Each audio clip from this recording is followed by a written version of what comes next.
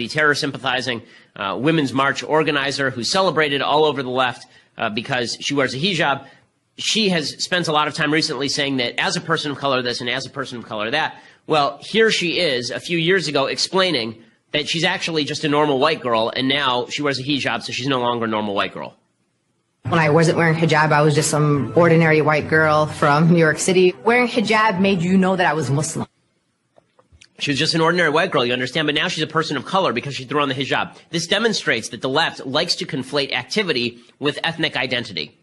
Okay, I am technically a white person, I guess. I mean, Jews have been kind of qualified as white and then not qualified as white, but for purposes of the left, I'm a white guy. I'm still a white guy even though I wear a yarmulke.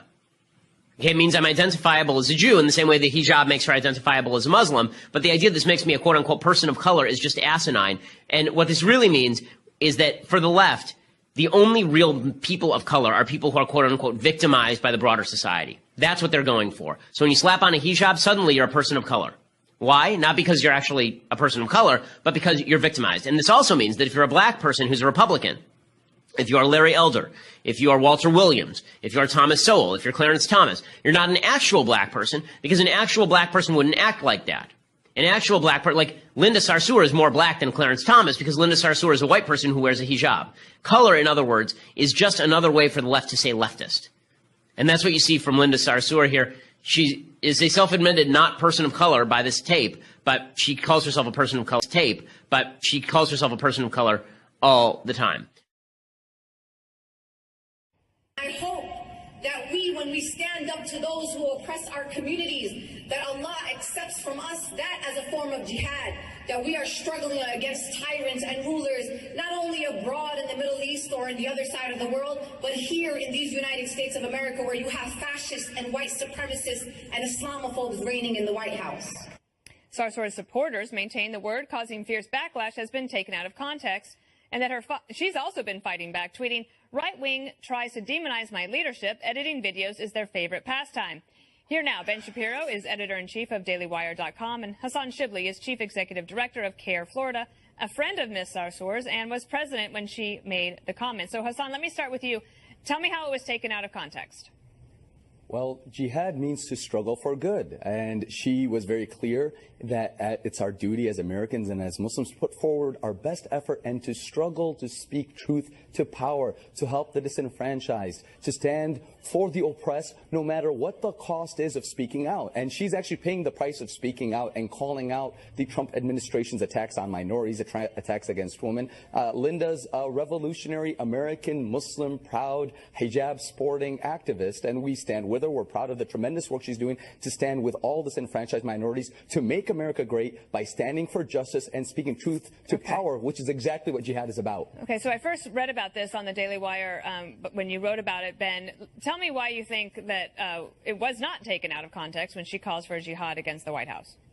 Well, I mean, it clearly wasn't taken out of context. Everybody I know who posted this story posted the entire video as well as a large portion of the transcript from what she said. I don't think anybody is claiming that she openly called for violence against President Trump, but jihad means more than just internal struggle or quote-unquote struggle for good. I mean, we all know that there are terrorists all over the world who invoke the word jihad as justification for what they do, and Linda Sasour knows that too. I mean, she knows how to make a headline. She is a radical anti-Semite who has backed terrorists in the past. She's a person who has said that I Stop smearing her. Don't smear a woman who's not here to defend herself. You just don't like a vocal American Muslim woman proudly standing for justice. Don't smear a woman who's not here to defend herself. Shame on you. Okay, I'll talk about CARE instead. CARE is an organization that was an unindicted co-conspirator in the Holy Land Right, Foundation shift the topic. Exactly. Never indicted.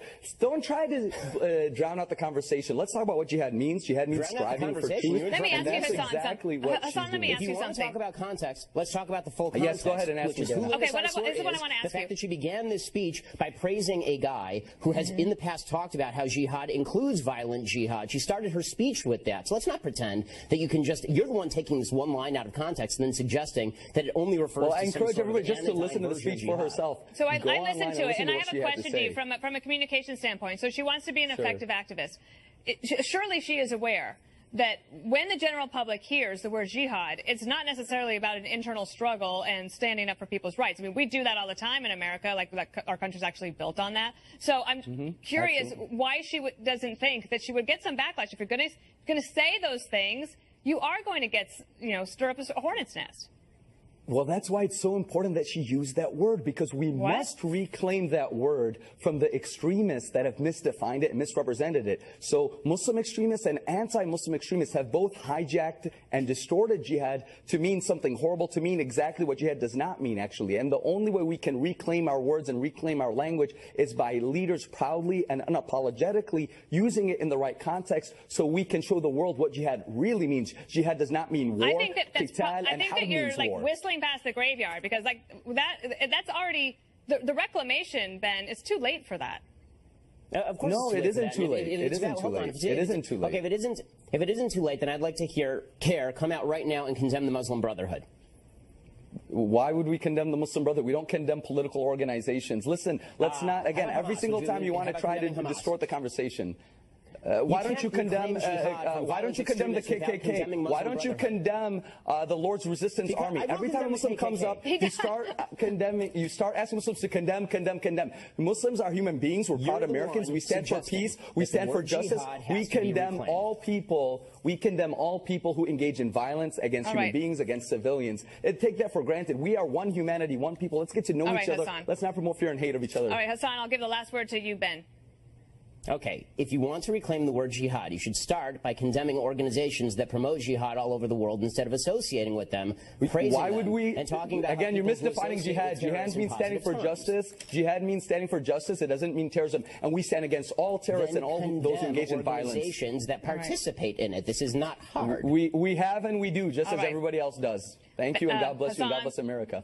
Thank you, Hassan, and Ben Shapiro. Thank you so much. See you next. So, as I recall last week, I played at length the tape from Linda Sasour, where she talked about, Linda Sasour, for those who don't know, is the Women's March organizer and radical Islamist who spent last Sunday, a week ago, she spent last Sunday talking about why Muslims need to fight a jihad against Trump. She said a jihad meant a word of truth against a dictator or a tyrant, but she used the word jihad advisedly because obviously jihad has broader meaning. So, on Friday night, I was on with Dana Perino on Fox News, and she had on also a spokesperson from CARE, the Council on American Islamic Relations. Now, number one, it is necessary to note that Council on American Islamic Relations is, in fact, a group that has been linked with the Muslim Brotherhood. A lot of their founders were associated with the Muslim Brotherhood.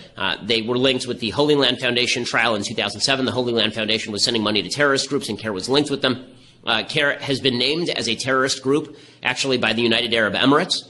So they are a very nefarious group, and yet they are the ones out there defending Linda Sasour.